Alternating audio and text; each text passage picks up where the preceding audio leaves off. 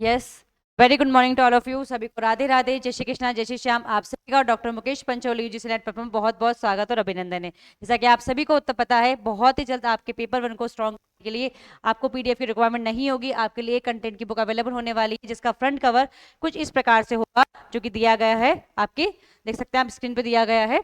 Next हम बात करते हैं, जैसा कि आप सभी को विदित है, द्रोणाचार्य बैच स्टार्ट किया गया पेपर 1 को स्ट्रॉन्ग करने के लिए, जिसकी फीस मात्र 1199 रुपए रखी गई है, जो एक नाममात्र फीस है, जिसके माध्यम से आप अपनी तैयारी को और मजबूत कर सकते हैं यूजीसी नेट रिगार्डिंग। तो सभी फ्रेंड्स को शेयर कीजिए, सभी दोस्तों को शेयर कीजिए जो भी तैयारी कर रहे हैं हमारे यूजीसी नेट के रिगार्डिंग। तो चलिए अब हम बात करते हैं हमारे नेक्स्ट पॉइंट की ओर। अभी तक हमने बात की क्या कौन कौन से टाइप्स होते हैं पर्सनैलिटी के, क्या कौन कौन से व्यक्तित्व के अलग अलग मनोवैज्ञानिक के आधार पर हमने जाना type a, type b, type c या टाइप डी वाले व्यक्ति कौन से होते हैं। इसी में जाना कि कॉल्स जंग ने किस प्रकार से 2 श्रेणी में बांटा गया है, इंट्रोवर्ट में बांटा है पर्सनालिटी को, किस प्रकार से कह सकते हैं अंतर्मुखी और बहिमुखी में वर्गीकृत किया है किसको, व्यक्तित्व को। एक प्रकार से हम कह सकते हैं, इसी प्रकार से हमने माइगर का पढ़ा कि 16 पर्सनैलिटी कॉन्सेप्ट कौन कौन से होते हैं, किस प्रकार से 16 व्यक्तित्व होते हैं, किस प्रकार से 16 व्यक्तित्व को डिफाइन किया गया है, कौन कौन से ऐसे जॉब हैं जिसके अंतर्गत सम्मिलित किया जाते हैं, या एक प्रकार से कह सकते हैं किस व्यक्तित्व वाले व्यक्ति उस प्रकार के अंतर्गत सम्मिलित होते हैं। तो आज हम बात करने वाले हैं थ्योरीज ऑफ पर्सनैलिटी डेवलपमेंट के बारे में, कि कौन कौन सी ऐसी थ्योरीज होती हैं जो व्यक्तित्व को बताने का कार्य करती हैं। सबसे पहले आप सभी मुझे बता दीजिए, क्या मेरी वॉइस आप तक प्रॉपर्ली पहुंच रही है? Am I audible to you? फटाफट से मुझे कमेंट बॉक्स में मेंशन कर दीजिए, क्या मेरी वॉइस आप तक प्रॉपर आ रही है? Yes, am I audible to you? फटाफट से मुझे कमेंट बॉक्स में मेंशन कर दीजिए, am I audible to you? Okay, चलिए मैं आशा करती हूँ मेरी वॉइस आप तक प्रॉपर्ली पहुंच रही होगी, किसी प्रकार की कोई दिक्कत आपको नहीं आ रही होगी। चलिए नेक्स्ट हम बात करते हैं कि आज हम बात करने वाले हैं थ्योरीज ऑफ पर्सनैलिटी के बारे में। ऐसी कौन कौन सी थ्योरीज हैं दी गई जो डिफरेंट व्यक्ति के द्वारा जो क्या करती है, प्रकार से व्यक्तित्व को बताने का प्रयास करती है। चलिए अब हम आते हैं हमारे पॉइंट की ओर कि कौन कौन सी थ्योरीज हैं। एक प्रकार से कहते हैं व्यक्तित्व का सिद्धांत, या कह सकते हैं व्यक्तित्व की जो थ्योरीज है, एक ऐसा ढांचा है, ऐसा स्ट्रक्चर होता है जो विचारों को, भावनाओं को और व्यवहार के उन सुसंगत पैटर्न, मतलब एक प्रकार से सिस्टमैटिक जो पैटर्न फॉलो हो रहा है, उसकी क्या करता है, व्याख्या करने का प्रयास करता है। एक प्रकार से कह सकते हैं जो किसको बताता है, विचारों, भावनाओं, व्यवहारों के जो सुसंगत पैटर्न होते हैं उसको बताने का या व्यक्त करने का कार्य कौन करता है, वो करता है हमारा थ्योरीज ऑफ पर्सनैलिटी, या कह सकते हैं हम एक प्रकार से व्यक्तित्व के सिद्धांत। मैं आशा करती हूँ आपको समझ में आ गया होगा कि व्यक्तित्व के सिद्धांत क्या होते हैं, जो किसी भी व्यक्ति के विचारों को, भावनाओं को, साथ ही बात की जाती है व्यवहार के जो सुव्यवस्थित पैटर्न होते हैं, एक प्रकार से कह सकते हैं व्यवस्थित जो पैटर्न होते हैं, उनको व्यक्त करने का कार्य करते हैं, वही क्या कहलाते हैं, हमारे पर्सनैलिटी के सिद्धांत कह सकते हैं, या कह सकते हैं व्यक्तित्व के सिद्धांत, या हम कह सकते हैं थ्योरीज ऑफ पर्सनैलिटी। ओके, मैं आशा करती हूँ यहाँ तक आपको समझ में आ गया होगा, किसी बात की दिक्कत आपको नहीं आ रही होगी। चलिए अब हम बात करते हैं जो किसी व्यक्तित्व का निर्माण करते हैं, मतलब एक प्रकार से कह सकते हैं ये क्या करते हैं, किसी भी पर्सनैलिटी को डेवलप करने करते हैं, एक प्रकार से कहते हैं किसी व्यक्ति के व्यक्तित्व का निर्माण करने का कार्य करते हैं। कौन? व्यक्तित्व के सिद्धांत, हम कह सकते हैं थ्योरीज ऑफ पर्सनैलिटी।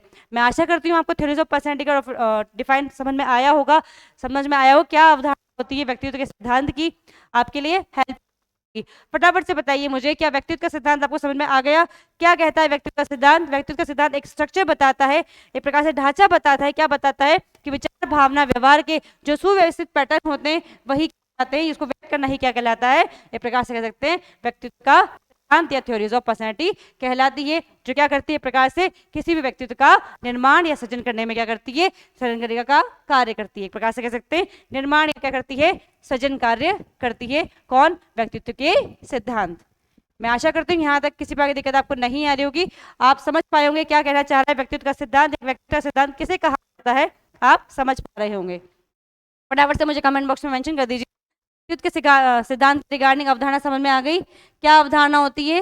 चलिए अब हम आगे बात करते हैं। ये सिद्धांत व्यक्तित्व की संरचना, गतिशीलता, विकास और मूल्यांकन का अन्वेषण करते हैं, प्रकार से कह सकते हैं बताते, किसको बताते हैं, क्या संरचना है उसकी, किसकी व्यक्तित्व की क्या गतिशीलता है, कौन सा किस प्रकार का विकास है, या किस प्रकार का हम उसका मूल्यांकन कर रहे हैं, उन सब के बारे में सूचना है व्यक्ति कौन करता है, वो करता है व्यक्तित्व के सिद्धांत।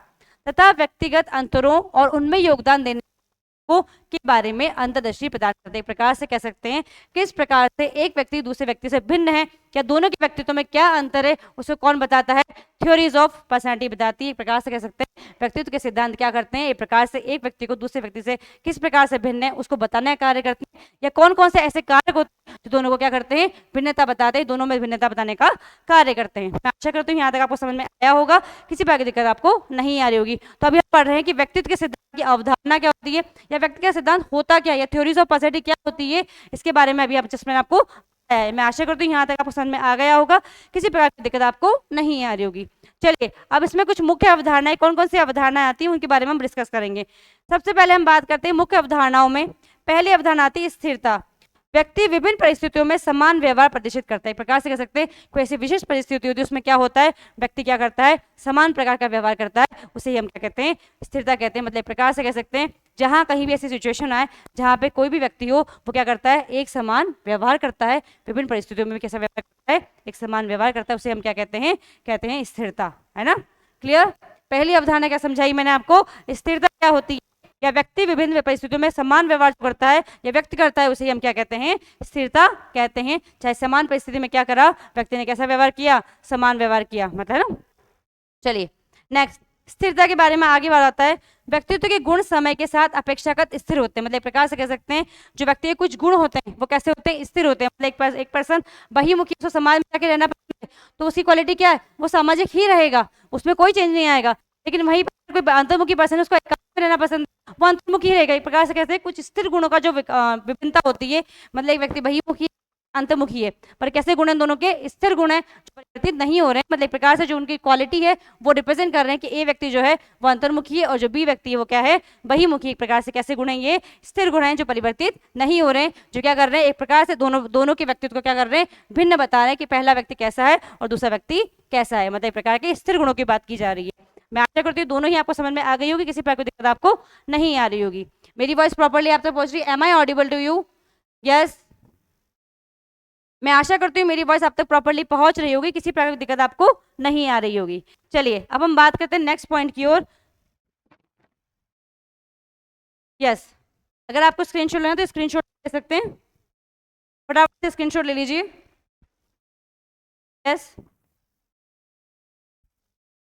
चलिए मैं आशा करती हूँ यहाँ तक आपको समझ में आया होगा। आप जानते होंगे कि व्यक्तित्व के सिद्धांत क्या होती हैं, थ्योरीज ऑफ पर्सनैलिटी क्या होती है, या थ्योरीज ऑफ पर्सनैलिटी किस चीज को रिप्रेजेंट करने का कार्य करती है, या किस प्रकार से व्यक्तिगत अंतर करने का कार्य करती है। ऐसे कौन से कार्य जो दोनों को क्या बताते हैं, भिन्न बताते हैं विभिन्न विभिन्न व्यक्तियों को।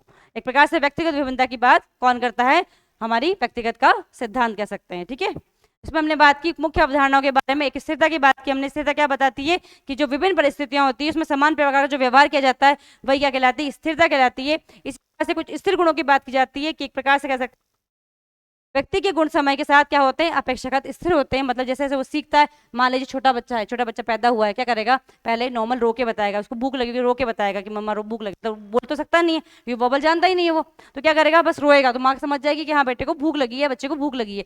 ठीक है, इसी प्रकार से बच्चा बड़ा होता है तो बोल के बताना चाहिए, मम्मा मम्मा भूख, ऐसे बताता है ना बच्चा, कुछ छोटे छोटे वर्डों में बताता है। फिर धीरे धीरे उसकी और ग्रोथ होती है, फिर क्या होता है, वो प्रॉपर्ली बोलने लग जाता है, मम्मा मुझे भूख लगी है, मम्मा मुझे प्यास लगी है। एक प्रकार से कह सकते हैं एक प्रकार से जब वो छोटा बच्चा था तो धीरे धीरे बढ़ता गया बढ़ता गया बढ़ता गया, जब वो बड़ा हो गया तो उसने क्या बताया, वर्बली रूप में और रूप में बताना शुरू कर दिया कि मुझे क्या लगी है, भूख लगी है, मुझे क्या लगी है, लगी है। तो एक प्रकार से कह सकते हैं उसके कैसे गुण हो गए, स्थिर गुण हो गए। एक प्रकार से वो स्थिर गुणता को बताने लग गया। इसी प्रकार से हम बात करें, कोई व्यक्ति जो अपनी आपको बताता है, मतलब एक प्रकार से कह सकते हैं कि वो किस प्रकार का व्यक्ति है, सामाजिक व्यक्ति है, चाहे वो एकांत में रहने वाला व्यक्ति है, वो एक प्रकार से क्या गुण है उसके, स्थिर गुण होते हैं। ठीक है, चलिए मैं आशा करती हूँ यहाँ तक आपको अच्छे समझ में आ गया होगा, किसी प्रकार की कोई दिक्कत आपको नहीं आ रही होगी। नेक्स्ट हम बात करते हैं व्यक्तिगत अंतर की। व्यक्तिगत अंतर अवधारणा क्या बताती है, लोगों के व्यक्तिगत गुणों की शक्ति और तीव्रता अलग अलग होती है। प्रकार से कह सकते हैं, जैसे मैंने आपको बताया कि जो आंतरिक व्यक्ति है वो क्या करेगा, सामाजिक रूप से संपर्क स्थापित करने में सक्षम होगा, वो संकोची नहीं होगा। जबकि जो एकांत में रहने वाला व्यक्ति है वो कैसा होगा, संकोची होगा। एक प्रकार से कह सकते हैं वो सामाजिक संपर्क स्थापित करने होगा, एकदम प्रबल नहीं होगा। एक प्रकार से कह सकते हैं उसको इंटरेस्ट नहीं होगा कि वो लोगों से जाके संपर्क करे या अपने विचार तथ्यों को उनके सामने रखे। उसी जगह अगर बहिर्मुखी व्यक्ति की बात की जाए तो बहिर्मुखी व्यक्ति क्या करता है, वो सामाजिक संपर्क में जाता है, उसको मजे आते हैं, उसको उत्साहित फील होता है, उससे क्या होता है, लोगों से बात करके उसे उत्साह मिलता है, ऊर्जा मिलती है। तो एक प्रकार से कह सकते हैं जो व्यक्तिगत अंतर होता है, मतलब प्रकार से व्यक्तिगत गुणों की जो शक्ति होती है या जो तीव्रता होती है वो लोगों की क्या होती है, अलग अलग होती है। जैसे बहिर्मुखी और अंतर्मुखी की अलग अलग होती है। जो अंतर्मुखी होता है वो एकांत में रहना पसंद करता है, उसमें क्या होता है, सामाजिक सामाजिक संपर्क के हेतु क्या होता है, वो संकोची होता है, जबकि जो बहिमुखी पर्सन होता है वो कैसा होता है, जो सामाजिक संपर्क से क्या प्राप्त करता है, ऊर्जा प्राप्त करता है, एक्साइटेड होता है, उत्साहित होता है। इसी प्रकार से कह सकते हैं जो व्यक्तिगत विभिन्नता होती है वो व्यक्तिगत गुणों की शक्ति और तीव्रता को अलग अलग बताती है, दर्शाती है ना। ठीक है, नेक्स्ट बात करते हैं संरचना के बारे में। व्यक्तित्व किस प्रकार संगठित होता है, मतलब एक प्रकार से व्यक्तित्व का निर्माण कैसे होता है, किस कारण से होता है, क्या लक्षण है, क्या अचेतन प्रेरणा है, मतलब एक प्रकार से कहते हैं तो उसके अनुभव व्यवहार के माध्यम से क्या होता है, किसी व्यक्तित्व का निर्माण होता है या व्यक्तित्व संगठित होने का कार्य करता है। इसमें अहम भूमिका को निभाता है उसके लक्षण के अचेतन प्रेरणा क्या करती है, एक प्रकार से उसके व्यक्तित्व का निर्माण में या व्यक्तित्व का संगठन करने में कार्य करती है। चलिए अब हम बात करते हैं गतिशीलता क्या होती है। वे प्रक्रियाएं जो व्यवहार को संचालित करती है, प्रकार से कह सकते हैं जब कोई व्यक्ति सामने आया, मान लीजिए एक व्यक्ति है ए, एक व्यक्ति है बी, दोनों ही आ गए, दोनों ने अनुभव और उसके आधार पर क्या किया, एटिकेट्स दिखाया, मतलब कोई सी धार्मिक स्थल पहुंचे, सबसे पहले क्या किया, चप्पल रोक दिया और भगवान के हाथ में हाथ जोड़ा, दोनों का व्यक्तित्व कैसा था, सेम था। लेकिन इसी जगह मान लीजिए कोई व्यक्ति ए है, कोई व्यक्ति बी है, जो दोनों ही अलग अलग कल्चर से फॉलो करता है, लेकिन क्या होगा जब वो उस परिस्थिति में आएंगे तो व्यक्तित्व वाला व्यक्ति, ए व्यक्ति वाला व्यक्ति को पता है कि हिंदुस्तान में क्या क्या फॉलो किया जाता है, लेकिन बी व्यक्तित्व वाले व्यक्ति को इस चीज का ज्ञान है। तो प्रकार से कह सकते हैं उस दोनों में क्या होती है, विभिन्नता हो जाती है, किस चीज की, गुणों की विभिन्नता हो जाती है। तो प्रकार से कह सकते हैं कि किसी वे में, मतलब एक प्रकार से किसी रूप में जब आप किस प्रकार का व्यवहार करते हो वही क्या बताता है, आपके बिहेवियर को दिखाता है, आपके व्यक्तित्व को रिप्रेजेंट करता है। इस प्रकार से कह सकते हैं मान लीजिए ए और बी व्यक्ति है, वो अपनी क्लास में आए, सर को सबसे पहले ए व्यक्ति ने गुड मॉर्निंग विश किया, गुड मॉर्निंग, और बी व्यक्ति को कोई परवाह ही नहीं, डायरेक्ट एंटर हुआ, क्लास में जाकर बैठ गया। ये क्या है, एक प्रकार का व्यवहार दिखाता है, आपका अनुभव दिखाता है, किस प्रकार के शिष्टाचार आपको प्राप्त हुए हैं वो बताता है। एक प्रकार से हम कह सकते हैं कि दोनों व्यक्ति में क्या क्या था, जो ए व्यक्ति था वो शिष्टाचार व्यक्ति था या बच्चा था या विद्यार्थी था, और जो बी व्यक्ति था वो कैसा है, अशिष्टाचार वाला व्यक्ति है, उसको इस चीज का ज्ञान ही नहीं है कि वो टीचर अगर क्लास में है तो हमें अगर अंदर आना है तो हमें परमिशन लेनी होती है, फिर इनको विशेष हमें गुड मॉर्निंग विश करना होता है या हमें संबोधित करना होता है, उसके बाद ही हम बैठ सकते हैं क्योंकि वो हमारे क्या है, गुरुजन है। इस प्रकार से हम कह सकते हैं जो ए व्यक्ति है वो शिष्टाचार व्यक्ति था और जो बी व्यक्ति है वो कैसा है, अशिष्टाचारी है, मतलब उसको ज्ञान ही नहीं है कि किस प्रकार से व्यवहार करना चाहिए। तो एक प्रकार से हमने ए और बी के व्यक्तित्व में क्या करा, विभिन्नता करी कि किस प्रकार से ए का व्यक्तित्व है और किस प्रकार से बी का व्यक्तित्व है। मैं आशा करती हूँ आपको समझ में आ गया होगा कि गतिशीलता क्या बताती है, किस प्रकार का व्यक्तित्व आप उस सिचुएशन में किस प्रकार के व्यक्तित्व को या व्यवहार को दिखाते हो, वही क्या कहलाती है, आपकी गतिशीलता कहलाती है। विकास की बात की जाए, जीवन काल में व्यक्तित्व किस प्रकार विकसित होता है, जैसे मैंने आपको बताया क्या होता है, आपका व्यवहार बढ़ता जाता है। हमने आपको छोटा बच्चा होता है, उसको किसी चीज का ज्ञान नहीं होता है, सिर्फ वो चीज अपने रो के बताता है, धीरे धीरे बढ़ता जाता है, समाज में जाता है, पहले परिवार में रहता है, परिवार से नई चीजें सीखता है, पर जब परिवार में कैसे संबोधन किया जा रहा है, कैसे लोग बड़े लोगों से बात कर रहे हैं सीखता है, व्यवहार में परिवर्तन आता है धीरे धीरे, फिर वो समाज में जाता है, समाज में जाने के बाद क्या होता है, उन लोगों के अकॉर्डिंग, संस्कृति के अकॉर्डिंग क्या करता है, अपने आप को ढालने का प्रयास करता है, अपने अनुभव बिहेवियर को परिवर्तित करने का प्रयास करता है कि कहीं मैं अगर दुखी वाली कंडीशन में जा रहा हूँ तो मुझे क्या करना है, दुख व्यक्त करना है, अगर मैं कहीं खुशी वाली कंडीशन में जा रहा हूँ या अवस्था में जा रहा हूँ तो मुझे कैसा व्यक्त करना है, मतलब खुश या प्रसन्नतापूर्ण मुझे बात करनी होती है। तो एक प्रकार से कह सकते हैं जो व्यक्तित्व का निर्माण होता है वो किसके आधार पर होता है, एक प्रकार से जो व्यक्तित्व है वो कैसा है, विकासशील भी है, गुण अगर स्थिर हैं तो कुछ गुण ऐसे हैं उसके निरंतर विकासशील होते हैं। ठीक है, नेक्स्ट हम बात करते हैं आंकलन के बारे में, किस प्रकार से आप इवैल्यूएशन करते हैं, व्यक्तित्व कैसे मापा और मूल्यांकन किया जाता है उसके बारे में बात की जाती है कि इसमें मूल्यांकन के अंतर्गत मतलब किस प्रकार से आप किसी चीज को या आपके किसी व्यक्ति के व्यवहार को मूल्यांकित करोगे या मापोगे उसके बारे में बात की जाएगी, आंकलन के अंदर की जाएगी। एक प्रकार से कह सकते हैं इवैल्यूएशन की जाएगी, मतलब किस प्रकार से आप किसी व्यक्तित्व को मेजरमेंट कर रहे हो, मापन कर रहे हो, वो सब किस में आ जाएंगे, हमारे आंकलन के अंतर्गत सम्मिलित कर लिए जाएंगे। मैं आशा करती हूँ सारे ही पॉइंट आपको समझ में आए होंगे कि व्यक्तिगत अंतर क्या होता है, संरचना क्या होती है, गतिशीलता क्या होती है, विकास क्या होता है या आंकलन क्या होता है। फटाफट से अगर आप स्क्रीनशॉट लेना चाहते हो स्क्रीनशॉट भी ले सकते हैं। फटाफट से मुझे बताइए क्या आपको सारा पॉइंट क्लियर हुआ, सारी अवधारणाएं क्लियर हुई कि कौन कौन सी मुख्य अवधारणा रिलेटेड है किसी भी व्यक्तिगत के सिद्धांत से या कह सकते हैं थ्योरीज ऑफ पर्सनैलिटी से। फटाफट से मुझे मेंशन कीजिए कि सारे पॉइंट्स आपके क्लियर हैं। यस,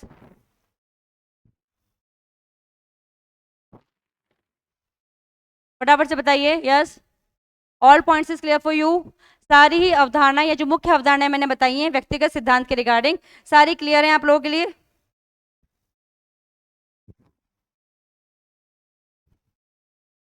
यस, ओके, चलिए मैं आशा करती हूँ यहाँ तक आपको समझ में आ गया होगा, किसी प्रकार की दिक्कत आपको नहीं आ रही होगी, ये सारी अवधारणाएं आपको समझ में आ गई होगी। चलिए अब हम बात करते हैं पर्सनैलिटी थ्योरी क्या होती है, व्यक्तिगत सिद्धांत क्या होता है। ठीक है, हम बात करें व्यक्तिगत सिद्धांत के बारे में कि व्यक्तिगत सिद्धांत क्या होता है।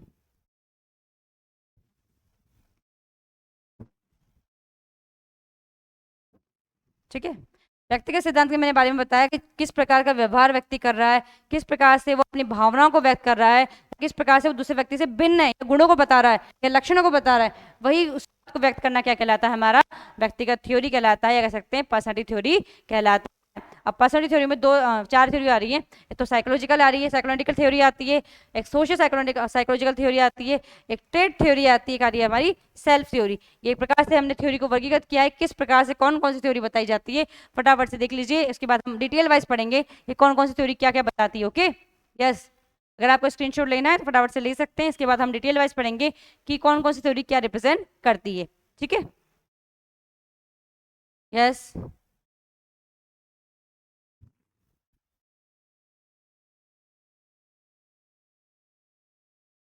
यस, फटाफट से बताइए। यहाँ तक क्लियर है आप लोगों के लिए? चलिए, मैं आशा करती हूँ यहाँ तक समझ में आ गया होगा। अभी हमने क्या बात की, जो व्यक्तिगत सिद्धांत होता है, व्यक्तिगत सिद्धांत क्या बताता है? व्यक्तिगत सिद्धांत बताता है कि किस प्रकार का ज्ञान आपको है ना। हम बात कर रहे हैं व्यक्तिगत सिद्धांत के बारे में कि व्यक्तिगत सिद्धांत क्या, थ्योरी ऑफ पर्सनैलिटी क्या होती है। हम कह सकते हैं थ्योरीज ऑफ पर्सनैलिटी क्या होती है।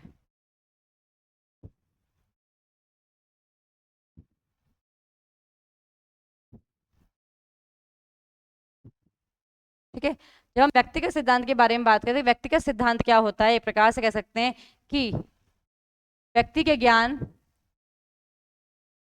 क्या कह सकते हैं, विभिन्न व्यक्तियों के ज्ञान, है ना।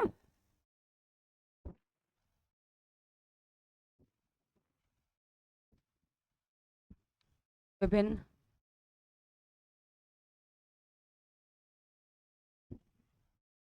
व्यक्तियों के गुण,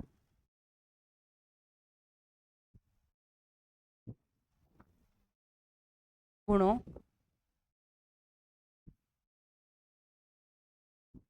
विशेषताओं,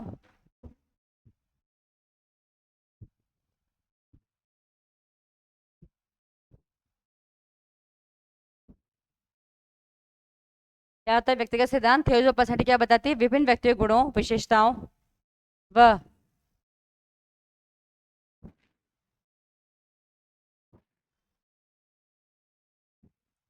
व्यवहार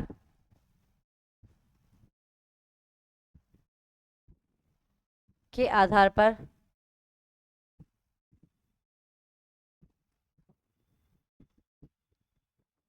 इस प्रकार से कह सकते हैं विभिन्न व्यक्तियों के गुणों, विशेषताओं, व्यवहार के आधार पर व्यक्तिगत विभिन्नता को व्यक्त करने का कार्य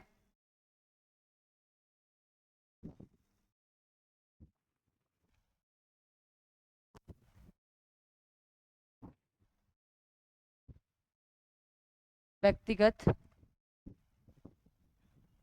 एक प्रकार से कह सकते हैं जो व्यक्तिगत सिद्धांत होता है विभिन्न व्यक्तियों के गुणों, विशेषताओं व व्यवहार के आधार पर व्यक्तिगत अंतर करते हुए या अंतर को व्यक्त करने का कार्य करती है, व्यक्त करने का कार्य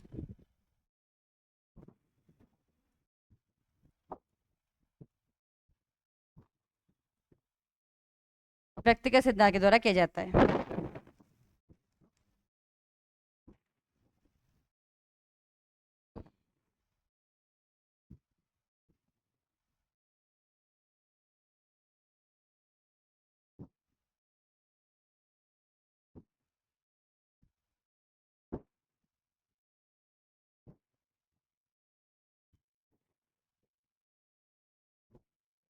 है ना, किया जाता है।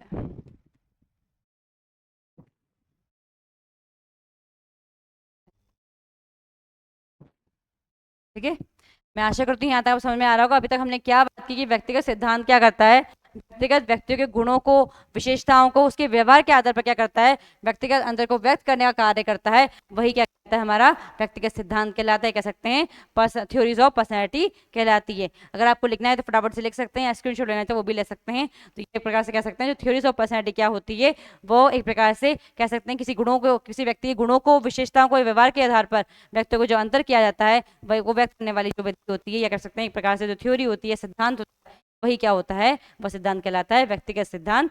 ठीक है, चलिए, मैं आशा करती हूँ यहाँ तक समझ में आ गया होगा। फिर अभी हम बात करने जा रहे हैं टाइप्स ऑफ थ्योरी क्या होती है, या कौन कौन से ऐसे प्रकार होते हैं टाइप्स ऑफ पर्सनैलिटी थ्योरी, या कौन कौन से पर्सनैलिटी थ्योरी दी गई है ना। What are the personality, what are the types of personality theories.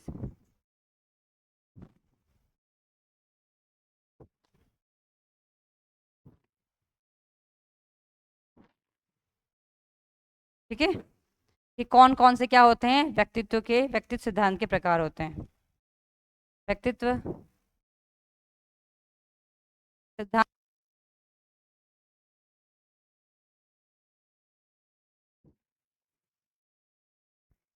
प्रकार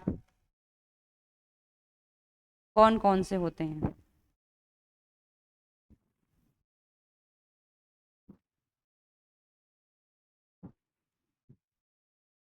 ठीक है, अभी हमने बात की यहाँ से यहाँ तक हमने बात की कि एक प्रकार से कह सकते हैं कि क्या है व्यक्तित्व के सिद्धांत, कह सकते हैं थ्योरीज ऑफ पर्सनैलिटी क्या होता है। हम बात करेंगे टाइप्स ऑफ पर्सनैलिटी क्या होता है, कि व्यक्तित्व सिद्धांत के प्रकार कौन कौन से होते हैं, उसके बारे में हम डिटेल से पढ़ने वाले हैं। यहाँ तक सबके लिए क्लियर? यस, फटाफट से मेंशन कर दीजिए यहाँ तक सब क्लियर है आप लोगों के लिए? All clear?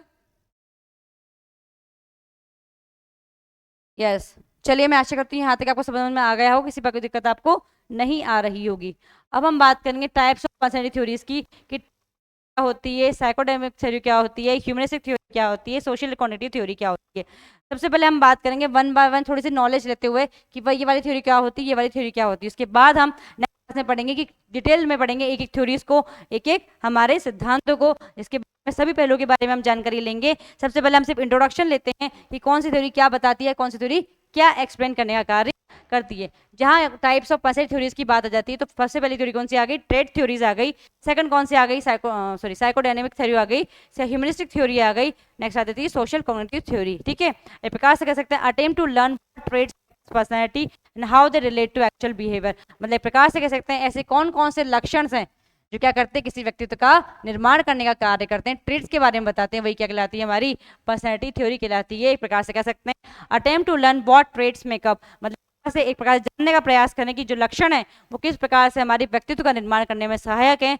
How they relate to actual behaviour, किस प्रकार से वो वास्तविक व्यवहार से रिलेटेड है, या कह सकते हैं वास्तविक व्यवहार से संबंधित होती है, वास्तविक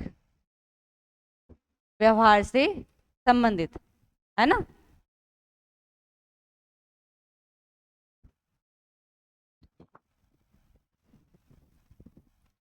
वास्तविक व्यवहार से यहाँ लिख देती हूँ संबंधित है ना। आई होप आपको अच्छे से दिख रहा होगा, सिवा की दिक्कत आपको नहीं आ रही होगी। ठीक है, तो पहली बात हमने किया कि जो ट्रेट थ्योरी है, जो लक्षण थ्योरी है, लक्षण सिद्धांत है, वो क्या बताता है कि attempt to learn what traits make up personality, मतलब एक प्रकार से जानना का प्रयास करना कि क्या कौन से ऐसे लक्षण है जो हमारे व्यक्तित्व का निर्माण करते हैं और किस प्रकार से वो हमारे वास्तविक व्यवहार से संबंधित होते हैं। मैं आशा करती हूँ यहाँ तक आपको समझ में आ गया, किसी प्रकार की दिक्कत आपको नहीं आ रही होगी। चलिए पहले हमने बात की ट्रेट थ्योरीज के बारे में, अब बात करते हैं साइकोडेमिक थ्योरी के बारे में। साइकोडेमिक थ्योरी क्या बताती है, focus on the inner working of personality, मतलब प्रकार से किस प्रकार से आप आंतरिक रूप से कार्य करते हैं उस चीज के बारे में क्या करती है, केंद्रित होती है। कौन सी थ्योरी, साइकोडायनेमिक थ्योरी होती है। Specially internal conflicts and struggle, मतलब एक प्रकार से कह सकते हैं जितने भी आपके आंतरिक या मनोवैज्ञानिक जो बोल सकते हैं, मतलब मन में चलने वाले विचार या मन में चलने वाले आपके स्ट्रगल्स हैं, है ना। मतलब एक प्रकार से कह सकते हैं जो संघर्ष है उसके बारे में क्या बताता है। एक प्रकार से हम ये कह सकते हैं कि जो आंतरिक संघर्ष है, जो क्या कर रहे हैं, एक व्यक्तित्व का निर्माण कर रहे हैं, आंतरिक संघर्ष की बात जो की जाती है वो किस में की जाती है, हमारी साइकोडेमिक थ्योरी के अंतर्गत की जाती है। इसमें क्या बताया जाता है कि किस प्रकार से ये किस पे केंद्रित होती है, आपके इनर वर्किंग पे केंद्रित होती है, मतलब किस प्रकार से आप आंतरिक रूप से कार्य कर रहे हैं, मतलब एक प्रकार से कह सकते हैं आपके आंतरिक व्यवहार को रिप्रेजेंट करने का कार्य करती है। कौन सी थ्योरी, साइकोडायनेमिक थ्योरी, जो क्या बताती है कि वो किस प्रकार से आपके व्यक्तित्व के निर्माण में सहायक होती है।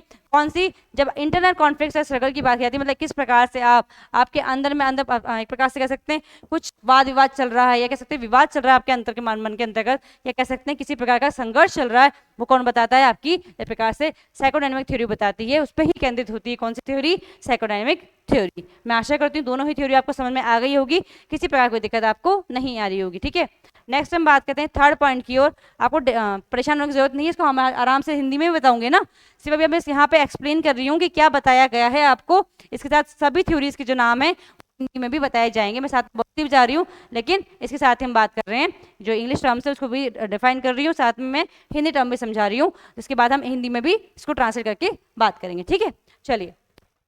ह्यूमनिस्टिक थ्योरीज क्या होती हैं? Focus on private subjective experience, मतलब किस प्रकार के आपके अनुभव रहे हैं ना, अपना किस प्रकार के आपके अनुभव हैं, उनके आधार पर आधारित होने वाली थ्योरीज कौन सी हैं, इस प्रकार से कह सकते हैं, वो है हमारी कौन सी थ्योरीज? ह्यूमनिस्टिक थ्योरीज होती हैं, जो क्या बताती हैं, किस प्रकार से आप केंद्रित अपने प्राइवेट मतलब अपने पर्सनल लाइफ में, या किस प्रकार से आप अनुभव रखते हैं अपना पर्टिकुलर एक व्यक्तित्व के रूप में, वो क्या बताती है, आपके व्यक्तित्व का निर्माण करने में या व्यक्तित्व के विकास में है सहायक होती है। ठीक है, ठीक है, हमने बात की अभी ह्यूमनिस्टिक थ्योरी क्या होती है, जो केंद्रित होती है किस पे? इंसान के खुद के व्यक्तित्व के आधार पर, कि किस प्रकार का उसका अनुभव प्राप्त हुआ है, किस प्रकार से उसने लाइफस्टाइल जी है, सब के आधार पर क्या होता है, उसकी पर्सनैलिटी ग्रोथ होती है, का विकास होता है, किस प्रकार से कह सकते हैं व्यक्तित्व का विकास होता है, उसके बारे में कौन बताती है? हमें बताती है ह्यूमनिस्टिक थ्योरी, या कह सकते हैं कि मानवता सिद्धांत बताता है। ठीक है, नेक्स्ट हम बात करते हैं 4.4 कि सोशल कॉग्निटिव थ्योरीज क्या होती हैं? एट्रीब्यूट डिफरेंस इन पर्सनैलिटी, मतलब किस प्रकार का आप दृष्टिकोण रखते हो, यहाँ दृष्टिकोण की बात की जा रही है, किस प्रकार का आप दृष्टिकोण रखते हो, उसके बारे में जो इन्फॉर्मेशन दी जाती है वो किसके माध्यम से आती है? आपके व्यक्तित्व के माध्यम से मिलती है। वो कौन सी थ्योरी या कौन से सिद्धांत के अंतर्गत आता है? वो आता है हमारे सोशल कॉग्निटिव थ्योरी प्रकार से सकते हैं। नेक्स्ट आता है attitude difference in personality 2, socialising expectations and mental process में, एक प्रकार से कह सकते हैं किस प्रकार से आप दृष्टिकोण रखते हो एक समाज के प्रति, आपकी उपेक्षा एक्सपेक्टेशन मतलब अपेक्षाओं, है ना, अपेक्षाओं, क्या आपकी अपेक्षाएं। ठीक है, इसके बाद एक बात करते हैं कि किस प्रकार की आपकी मानसिक प्रक्रिया है, उसके आधार पर क्या करते हैं हम, एक प्रकार से व्यक्तित्व को क्लासिफाइड करते हैं, उसी को क्या कहते हैं हम? व्यक्तित्व का, या एक प्रकार से कह सकते हैं सोशल कॉग्निटिव थ्योरीज को कहते हैं, या कह सकते हैं इसका सिद्धांत कहा जाता है। मैं आशा करती हूँ कि आपको चारों ही पॉइंट समझ में आ गए होंगे।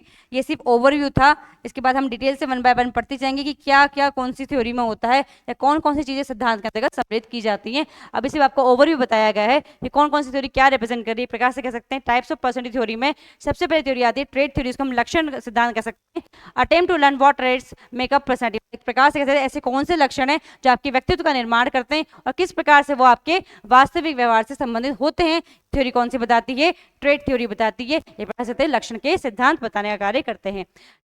साइकोडेमिक थ्योरी क्या कहती है? एक प्रकार से focus on the inner working, मतलब एक प्रकार से आप आंतरिक रूप से किस प्रकार से संघर्ष कर रहे हैं, या एक प्रकार से आंतरिक रूप से किस प्रकार से स्ट्रगल या कॉन्फ्लिक्ट का बदला चल रहा है, आपके अंदर संघर्ष चल रहा है, उसको कौन रिप्रेजेंट करती है? आपकी साइकोडेमिक थ्योरीज करती है, जो क्या करती है आपके व्यक्तित्व के निर्माण में क्या होती है? सहायक होती हैं। नेक्स्ट हम बात करते हैं थर्ड पॉइंट की ओर। ह्यूमनिस्टिक थ्योरी क्या बताती है? केंद्रित होती है कि किस प्रकार से आपके अनुभव रहे, किस प्रकार से आपके एक्सपीरियंस कर रहे हैं, किस प्रकार से आपने ग्रोथ की है, आपने व्यक्तित्व का विकास किया है, उन सब के बारे में कौन बताती है? आपकी ह्यूमनिस्टिक थ्योरी बताती है, मानवतावाद सिद्धांत बताते हैं। ठीक है, नेक्स्ट हमने बात की सोशल कॉग्निटिव थ्योरीज क्या बताती हैं? सामाजिक जो थ्योरीज हैं वो क्या बताती है? सामाजिक सिद्धांत क्या बताते हैं कि किस प्रकार का आपका दृष्टिकोण है, किस प्रकार से आपका व्यक्ति दूसरे से भिन्न है। वो कौन सा है कि जो दृष्टिकोण आप रखते हो वो किस प्रकार से दूसरे व्यक्ति से भिन्न होता है, चाहे वो किसके आधार पर हो, आपके सामाजिकता के आधार पर, आपके अपेक्षा के आधार पर, वो आपके मानसिक प्रक्रिया के आधार पर हो, वो कौन बताती है? आपकी वो बताती है सोशल कॉग्निटिव थ्योरीज।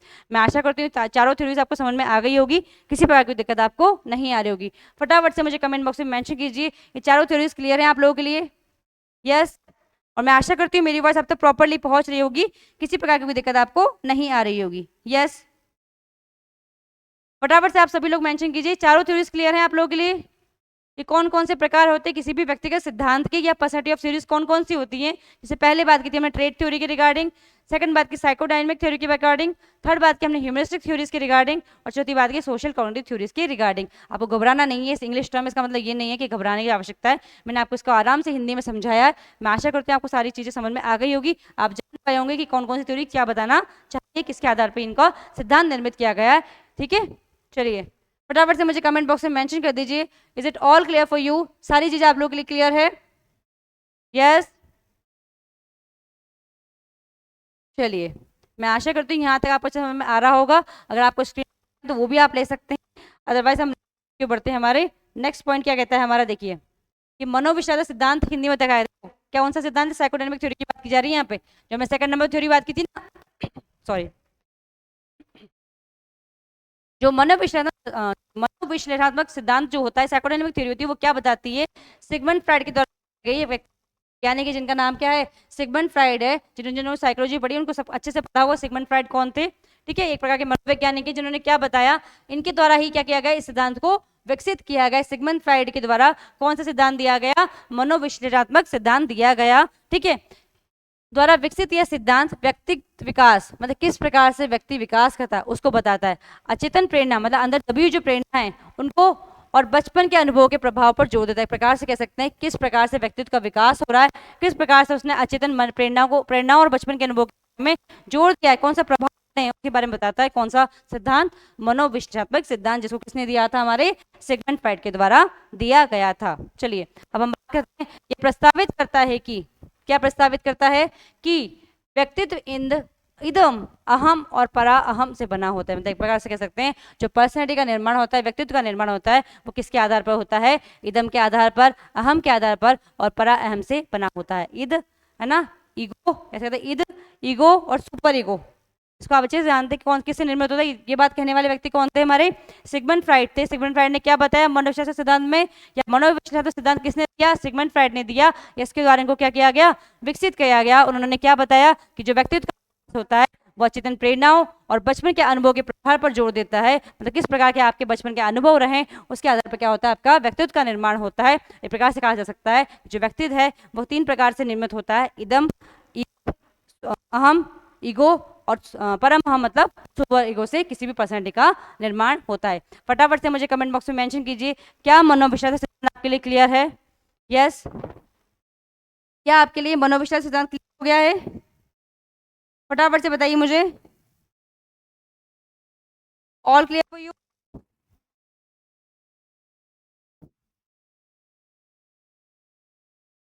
चलिए मैं आशा करती हूँ यहाँ तक अच्छे से आपको समझ में आ गया होगा, किसी प्रकार की दिक्कत आपको नहीं आ रही होगी। चलिए अभी हमने बात की कि मनोविश्लेषणात्मक सिद्धांत क्या होता है, या इसमें ये सिद्धांत किसके द्वारा दिया गया? सिगमंड फ्राइड के द्वारा दिया। इसमें किसकी बात की गई कि बचपन के अनुभव पर प्रभाव या जोर दिया गया, या अचेतन प्रेरणाओं पर जोर दिया गया, या व्यक्तित्व का विकास किस प्रकार ये किस प्रकार से उसके डेवलपमेंट हुआ, किस प्रकार से उसने ग्रोथ की है, उसके आधार पर क्या किया? व्यक्तित्व का निर्माण की बात कही गई है। और इसमें 3 बात कही गई है। सबसे पहले हमने बात की थी कि जो इसमें बात कही गई किसकी बात की गई है? जो हमारे सिगमंड फ्राइड है उन्होंने क्या बताया है? सिगमंड फ्राइड ने बताया है कि ये व्यक्तित्व का जो निर्माण है, सिगमंड फ्राइड क्या बताते हैं? सिगमंड फ्राइड व्यक्ति कौन है? सिगमंड फ्राइड क्या बताया? मनोविश्लेषणात्मक सिद्धांत, मनोविश्लेषणात्मक सिद्धांत, मनोविश्लेषणात्मक सिद्धांत दिया इन्होंने, सिद्धांत दिया है। ठीक है, और इसमें क्या बताया? जो व्यक्तित्व है उसका जो निर्माण है, व्यक्तित्व का निर्माण, व्यक्तित्व का सृजन कह सकते हो, सृजन जो हुआ है, या इसमें क्या क्या चीज मिश्रित है या क्या क्या सम्मिलित किया जाता है। सबसे पहले बात की जाती है ईद की, है ना, दूसरी बात की जाती है ईगो की, और चौथी तीसरी बात क्या की जाती है? परम अहम या सुपर ईगो की। ठीक है, सुपर ईगो की।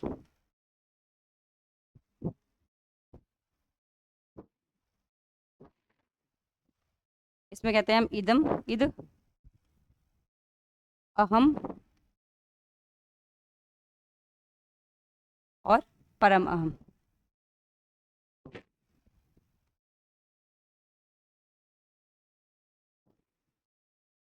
फटाफट से देखिए क्या ये कॉन्सेप्ट आपके लिए क्लियर है? यहाँ तक किसी प्रकार की कोई दिक्कत आपको? फटाफट से मुझे मेंशन कर दीजिए। यहाँ तक किसी प्रकार कोई दिक्कत आपको तो फटाफट से मुझे बता सकते हैं कि सिगमंड फ्राइड ने जो हमें सिगमंड फ्राइड के द्वारा जो क्या दिया गया था? मनोविश्लेषणात्मक सिद्धांत दिया गया था, जिसमें क्या बताया गया था कि जो व्यक्तित्व का जो निर्माण होता है वह 3 चीजों से होता है। व्यक्तित्व का सृजन होता है वह 3 चीजों से होता है। कौन कौन सी चीजों से? इदम से, इद से, ईगो से और सुपर ईगो, जिसको हम क्या कहते हैं? इद कहते हैं, ईगो कहते हैं या सुपर ईगो कहते हैं। यस, यहाँ तक क्लियर है आप सभी के लिए?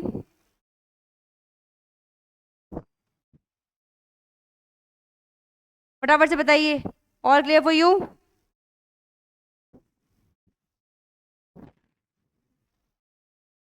यहाँ तक क्लियर?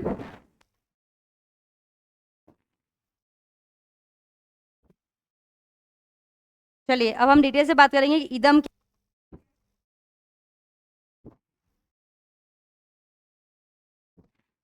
ईद की बात की, ईगो की बात की और सुपर ईगो की बात की। इससे क्या निर्माण हुआ है? व्यक्तित्व का निर्माण किया गया है। किसका निर्माण किया गया है? व्यक्तित्व का। चलिए मैं आशा करती हूँ यहाँ में आ गया होगा, किसी प्रकार की कोई दिक्कत आपको नहीं आ रही होगी। ठीक है, अभी हम बात ईदम के रिगार्डिंग, ईद में क्या है। सबसे पहले हम बात करेंगे कि ईद क्या कहता है।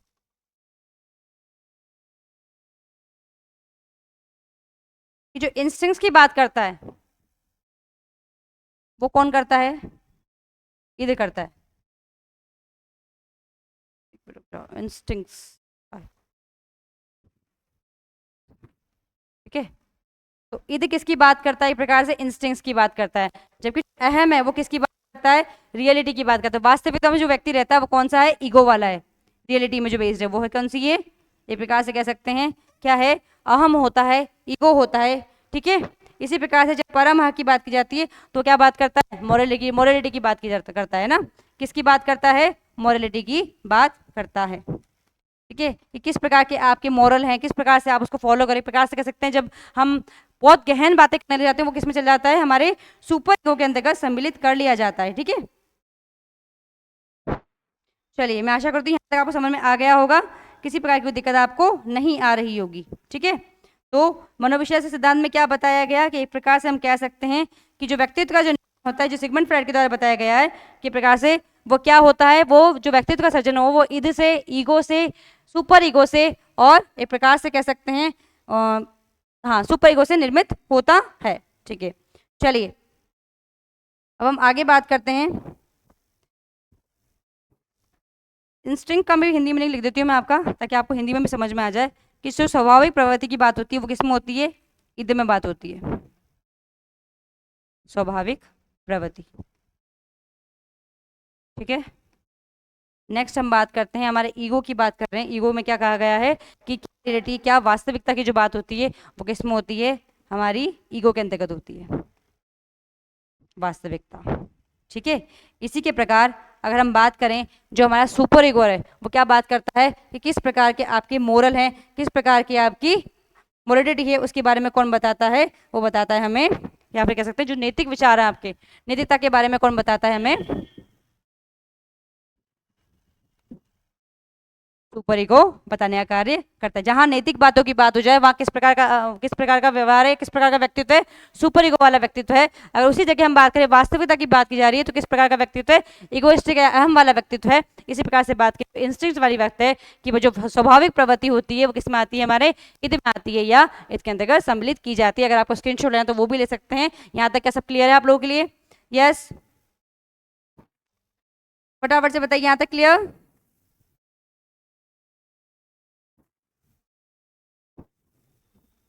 सिगमंड फ्राइड कौन थे हमारे, एक प्रकार से कहा जा सकता है कि जो सिगमंड फ्राइड हैं वो कौन है, एक प्रकार से मनोविश्लेषण के जनक जो कहे जाते हैं वो कौन कहे जाते हैं, इनको अगर हम कहते हैं मनोविश्लेषण के जनक भी कहते हैं ना, मनोविश्लेषण के जनक भी कहा जाता है इनको,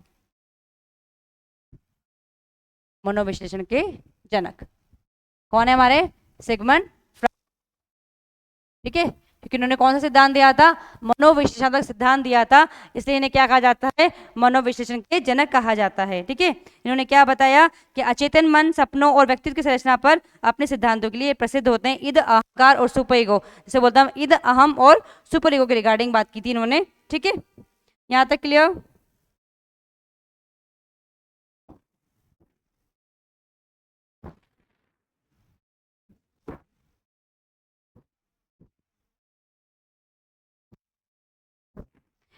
एक प्रकार से कह सकते हैं ये मानव, इसको हम ये भी कह सकते हैं मानव व्यक्तित्व के घटक भी बोल सकते हैं इसको, है ना। कहीं अगर आ जाए कि मानव व्यक्तित्व के घटक कौन से होते हैं तो वो कौन से तीन है, किसके द्वारा, सिगमंड फ्राइड के द्वारा।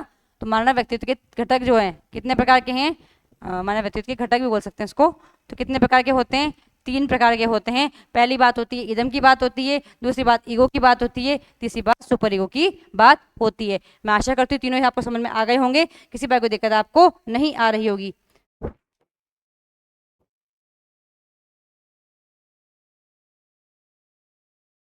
एक प्रकार से जो ईद होता है इसको आनंद का सिद्धांत भी कहते हैं ना।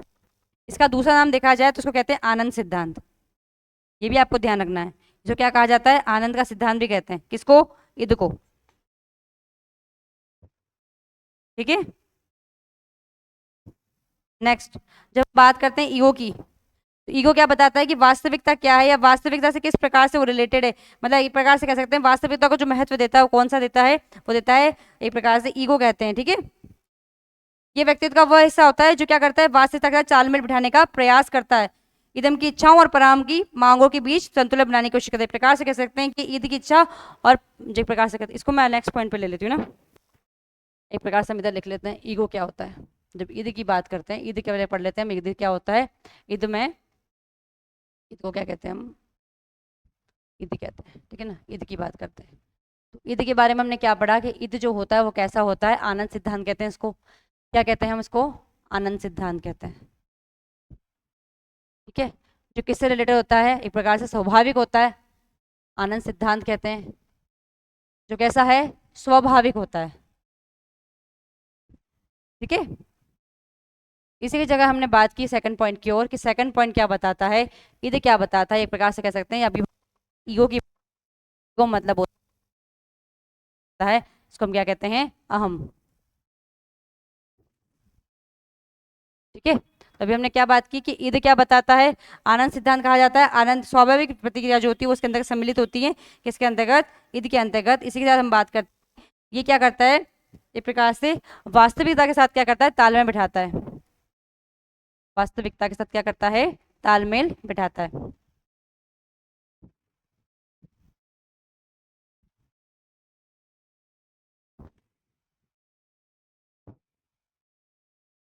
किसके अंतर्गत, अहम के अंतर्गत। हम एक प्रकार से कह सकते हैं जो ईगो होता है वो क्या करता है, एक प्रकार से जो ईगो होता है वो वास्तविकता तालमेल बिठाता है, जो प्रकार से कहते हैं क्या करता है, इदम की इच्छा और पराहम की मांगों के बीच संतुलन बनाने करता है। प्रकार से कह सकते हैं कि इदम की जो इच्छाएं होती हैं, इदम की इच्छाओं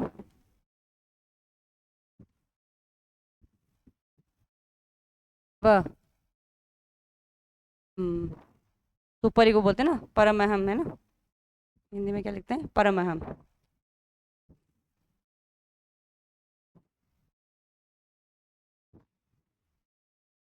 क्या, वास्तविक था तालमेल और ईगो के, ईद की इच्छा वो परम परम अहम क्या करता है, सकते हैं दोनों के बीच में क्या करता है, संतुलन करता है।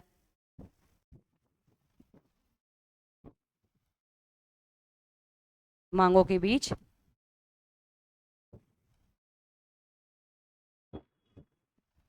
क्या करता है, संतुलन करता है,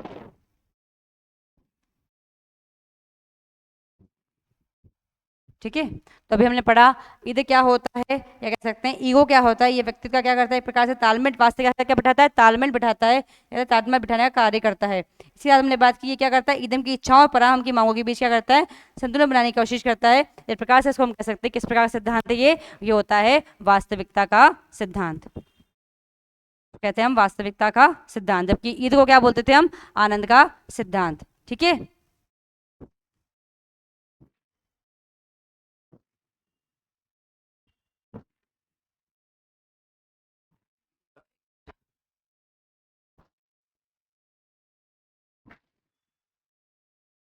यहाँ पे किसकी बात की जा रही है, वास्तविकता के सिद्धांत की बात की जा रही है। अगर पूछा जाए कि वास्तविकता सिद्धांत कौन सा होता है तो मनोविश्लेषणात्मक का कौन सा सिद्धांत है, ये होता है ईगो या अहम की बात की जा रही है, जहाँ पे क्या होता है, क्या क्या क्या बिठाया जाता है, तालमेल का कार्य या तालमेल बिठाने का कार्य किया जाता है, कार्य करता है ना, मतलब प्रकार से किस प्रकार से तालमेल बिठाता है, किसके मध्य करता है, कौन, अहम, ईगो की बात की जाए जो क्या करता है, वास्तविक से रिलेटेड होता है। यहाँ पे बात की जब इदम की इच्छाओं की बात हो या कह सकते हैं परम अहम की मांगों के बीच की बात हो, तो इन दोनों के बीच में जो संतुलन बनाता है या संतुलन बनाने का जो कार्य करता है, कर सकते हैं इदम की इच्छाओं परम अहम की मांगों के बीच संतुलन बनाने का जो कार्य होता है वो कौन करता है, ईगो करता है, ठीक है, ठीक है। ये दोनों ही पॉइंट क्लियर आप लोगों के लिए, फटाफट से बताइए मुझे कमेंट बॉक्स में, क्या आपको इदम समझ में आ गया। इदम मतलब आनंद सिद्धांत कह सकते हैं, इस प्रकार से कह सकते हैं कि किस प्रकार से स्वाभाविक प्रवृत्ति आती है किसके अंतर्गत, हमारे इदम के अंतर्गत, ठीक है। और उसी प्रकार से हमने बात की कि जो हमारा ईगो होता है या कह सकते हैं अहम होता है, वो क्या करता है, वास्तविकता का क्या करता है, तालमेल बिठाने का कार्य करता है, और साथ ही क्या करता है, इदम की इच्छाओं को और परम अहम की मांगों के बीच क्या करता है, संतुलन बिठाने का कार्य कौन करता है, ईगो करता है, या कह सकते हैं हम अहम करता है। फटाफट से देख लीजिए, अगर स्क्रीनशॉट लेना हो तो वो भी ले सकते हैं। इसी प्रकार से हम कहते हैं जो अहम होता है वो किस प्रकार का सिद्धांत है, वास्तविकता का सिद्धांत कहा जाता है। चलिए यहाँ तक क्लियर। अब हम बात करेंगे, यहाँ तक अगर आपको स्क्रीनशॉट लेना तो वो भी आप ले सकते हैं। अब हम नेक्स्ट पॉइंट की ओर बढ़ेंगे कि नेक्स्ट पॉइंट क्या है हमारा। हम बात करने वाले हैं परम अहम के रिगार्डिंग कि परम अहम क्या होता है या परम अहम सुपर ईगो किसे कहते हैं। ठीक है, देखिए तीसरा हमने बात की सुपर ईगो। किसकी बात कर रहे हैं हम? सुपर ईगो या कह सकते हैं परम अहम की।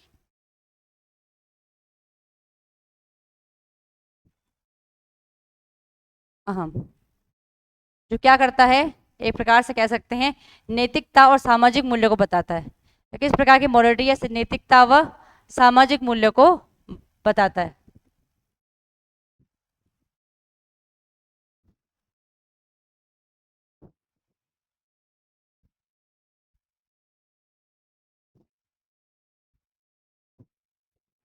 दर्शाता है भी लिख सकते हैं आप, दर्शाता है। ठीक है, तो सुपर ईगो क्या बता रहा है, एक प्रकार से हम कह सकते हैं सुपर ईगो क्या रिप्रेजेंट कर रहा है या परम हम क्या बताता है कि किस प्रकार की आप में नैतिकता है, किस प्रकार में आप सामाजिक मूल्यों को ध्यान रखते हुए कार्य कर रहे हैं, उनके बारे में कौन बताता है, वो बताने वाला होता है हमारा सुपर ईगो। ये प्रकार से कह सकते हैं, इसको क्या कहेंगे हम, इसमें क्या बता रहा है, नैतिकता बताई जाए तो नैतिक सिद्धांत के बारे में बात हो रही है। मतलब किस प्रकार का सिद्धांत है ये, नैतिक सिद्धांतों की बात कर रही है ना। ठीक है, ये किस प्रकार का सिद्धांत होता है, नैतिक सिद्धांत की बात करता है। किसके अंतर्गत, सुपर ईगो के अंतर्गत। एक प्रकार से हम कह सकते हैं कि ये एक प्रकार से हमारी भीतर की आवाज होता है जो हमें सही गलत के बीच अंतर बताता है। मतलब एक प्रकार से कह सकते हैं इसको, ये क्या होती है, भीतर की आवाज होती है जो हमें क्या बताती है, सही गलत के बारे में जानकारी देती है।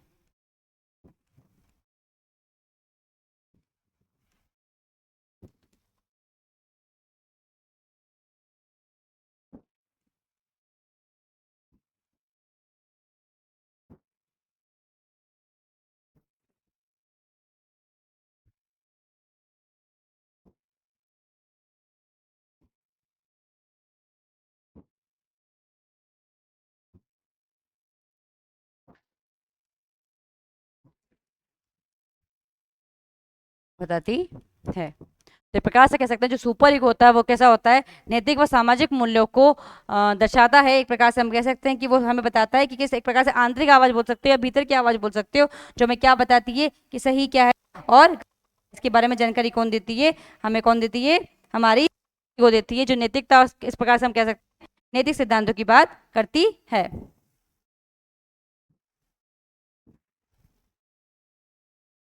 Yes, clear.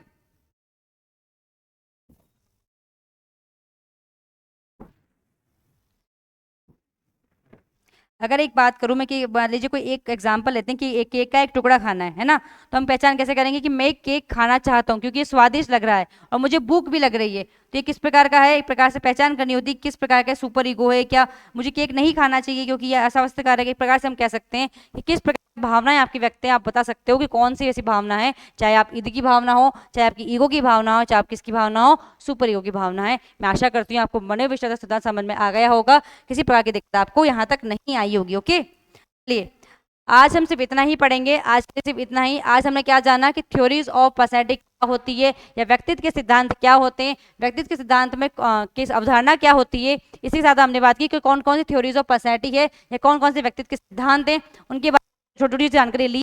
उसके बाद हमने क्या बात की, सबसे पहले बात हमने की मनोविश्लेषण सिद्धांत के बारे में कि मनोविश्लेषणात्मक सिद्धांत जो होता है वो दिया गया है सिगमंड फ्राइड।